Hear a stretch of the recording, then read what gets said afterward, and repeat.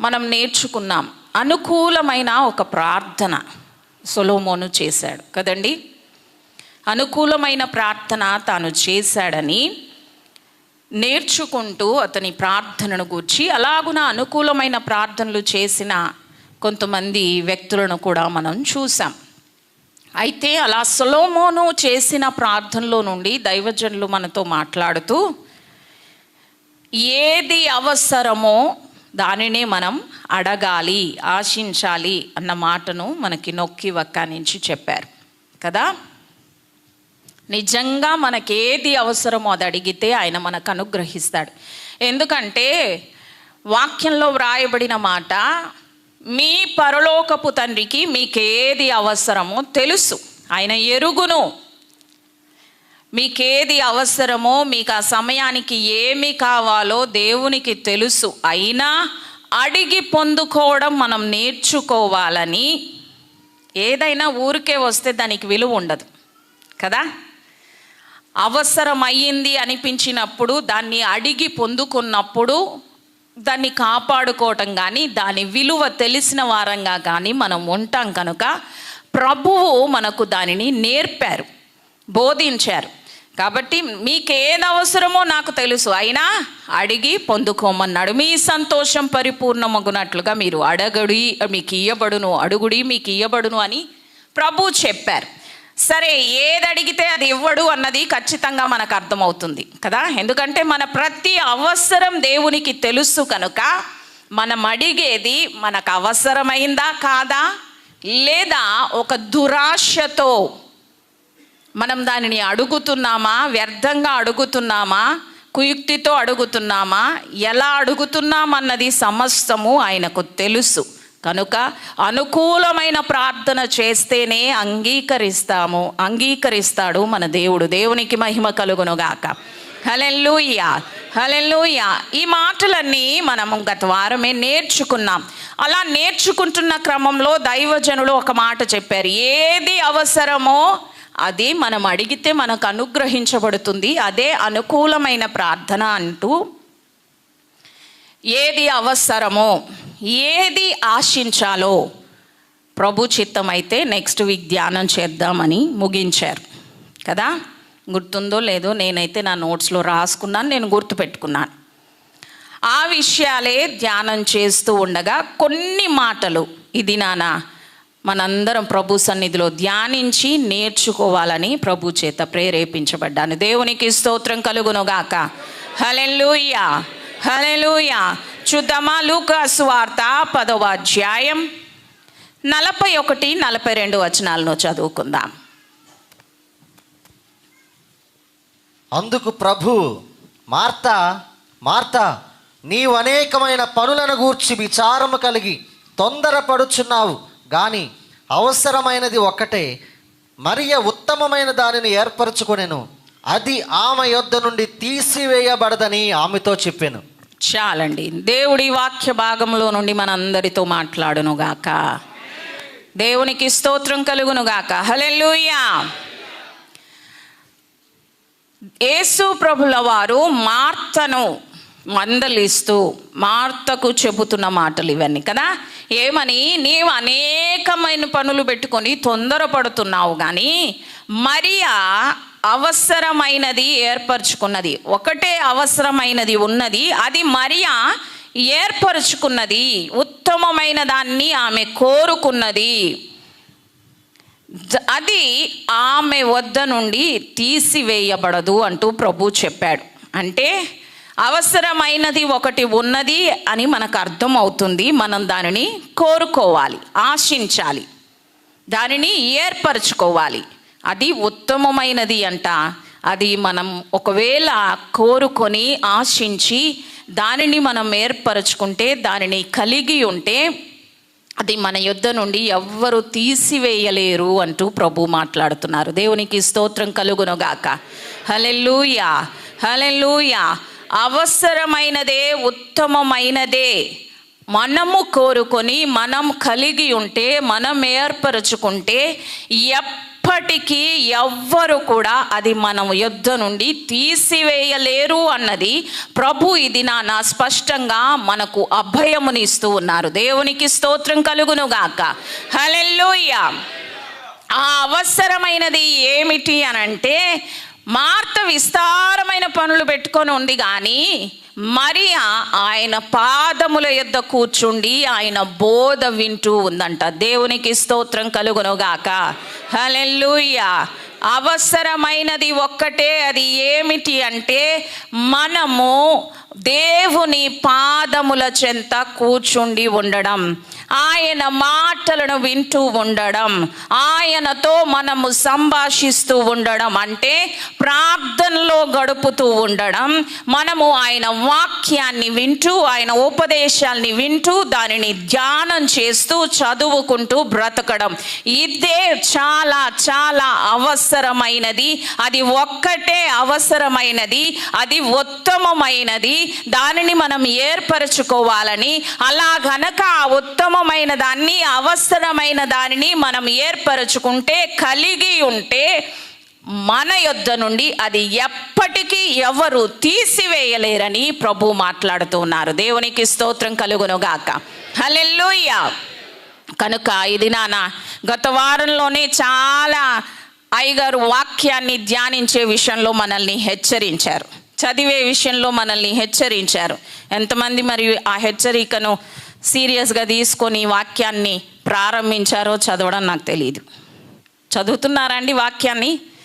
మనకి జీవమునిచ్చేది ఆ వాక్యమే, త్రోవను చూపేది ఆ వాక్యమే, దీపముగా ఉన్నది ఆ వాక్యమే, వెలుగై ఉన్నది ఆ వాక్యమే.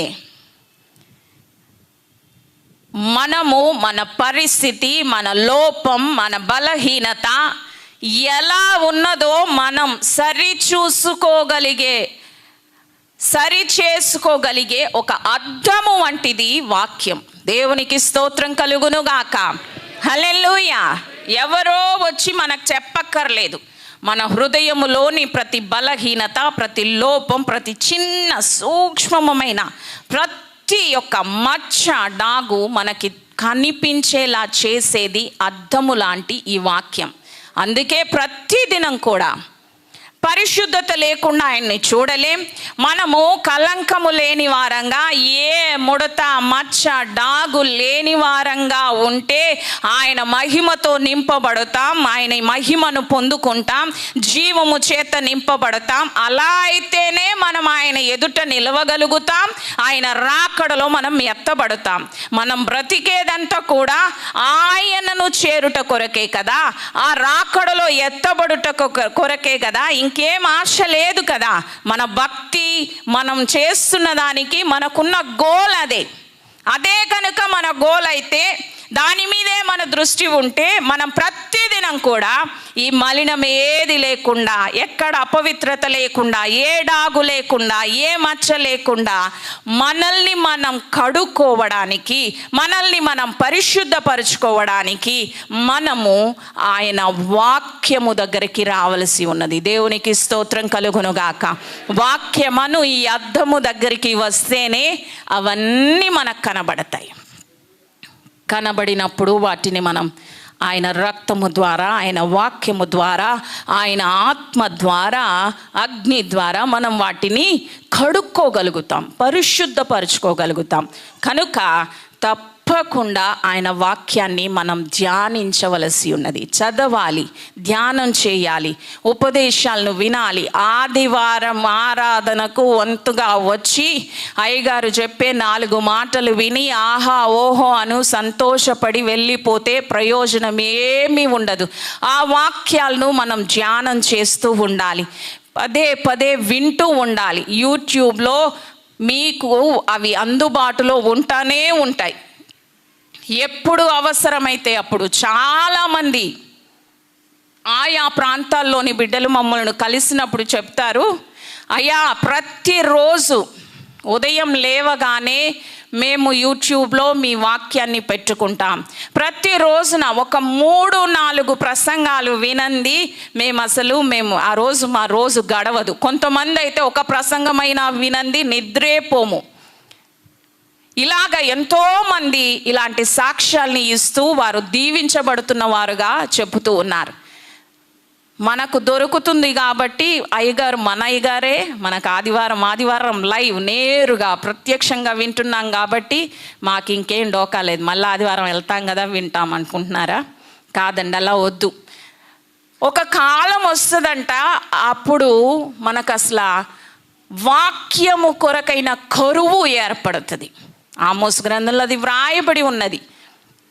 ఆ వాక్యం కొరకైన కరువు ఏర్పడినప్పుడు, ఆ క్షామం కలిగినప్పుడు, ఆకలి కొని అప్పుడు మనం వెతుకులాడితే ప్రయోజనం ఏమీ ఉండదంట, ఏమీ ఉండదు. కాబట్టి అది దొరుకుతున్న ఈ సమయంలోనే మనము సమృద్ధిగా దానిని తీసుకోవాలి. అది దొరుకుతున్న ఈ సమయంలోనే దానిని మనము సంపాదించుకోవాలి.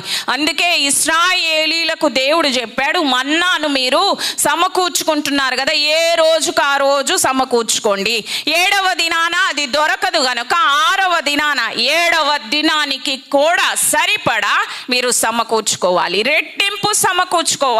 ఇది వాక్యము దొరుకుతున్న దినములు గనుక ఒక దినము రాబోతుంది, ఒక కాలము రాబోతుంది, అది సమీపంగానే ఉంది. మనకు ఆ వాక్యము దొరకని కాలము, కరువు సంభవించే కాలము. దేవుని వాక్యంలో వ్రాయబడినట్లుగా వాక్యము కొరకైన ఆకలి మనకు ఉంటుంది, కానీ ఆకలి తీరునంతగా ఆ వాక్యము దొరకని కరువు కాలము ఏర్పడబోతుంది. కనుక జాగ్రత్త కలిగి, భయము కలిగి, ఇప్పుడే అప్పటికి కూడా సరిపడా మనము సమకూర్చుకోగలగాలి. అందుకొరకు ఆదివారం ఒక్క ప్రసంగం వింటే సరిపోదు. దేవునికి స్తోత్రం కలుగును గాక. హల్లెలూయా. పదే ఈ మాటలు చెప్పడం ఎందుకు? మాకేం సరదా బోరా కాదు కదా. మా బిడ్డలుగా మీరు ఆ లోటు లేకుండా, కరువు లేకుండా, ఎలాంటి బలహీనతలకు గురి కాకుండా, బలహీనులుగా మిగిలిపోకుండా. ఇప్పుడు కరువున్న దేశాలు, సోమాలియా దేశాన్ని మనం చూస్తాం, అక్కడ పిల్లల్ని చూస్తాం, ఎలా ఉంటారండి? ఆత్మీయ జీవితంలో కూడా నీలో వాక్యము నింపబడి లేకపోతే చాలా మందికి ఒక్క వాక్యం కూడా పూర్తిగా కంటతరాదు. ఒకవేళ వచ్చినా కొంతమందికి సండే స్కూల్లో నేర్చుకున్న 2-3 వాక్యాలు తప్ప కొత్తగా ఇంకేమీ రావు. ప్రతి సంవత్సరం దేవుడు ఒక వాగ్దానాన్ని ఇస్తున్నాడు కదా, అది జ్ఞాపకం ఉంటుందా మనకి? అది ఎట్టిపట్టి ప్రార్థన చేస్తామా? అభ్యాసం చేయాలి. ఇవన్నీ అభ్యాసం చేయుట కొరకే మేము చేస్తున్నాం, చేసి చూపిస్తున్నాం, మీకు పదే ప్రకటిస్తూ ఉన్నాం. ఆ దినం వచ్చాక అప్పుడు ఏడిస్తే ప్రయోజనం ఏమీ ఉండదు. కాబట్టి కరువు రాకముందే, అది దొరకని ఒక కాలము రాకముందే మనల్ని బ్రతికించే, మనకు త్రోవ చూపే, మనల్ని సరిచేసే, పవిత్రపరిచే, శుద్ధి చేసే ఆయన ఎదుట నిలవబడుటకు, ఆయన మహిమతో మనము నింపబడినట్లుగా పరిపూర్ణమైన ఒక స్థితిలోనికి మనము వచ్చుటకై, తయారగుటకై మనకు ఉపయోగపడు ఈ వాక్యాన్ని, ఈ జీవవాక్యాన్ని ఇప్పుడే సంపూర్ణంగా సంపాదించుకుందాం. దేవునికి స్తోత్రం కలుగునుగాక. హల్లెలూయా.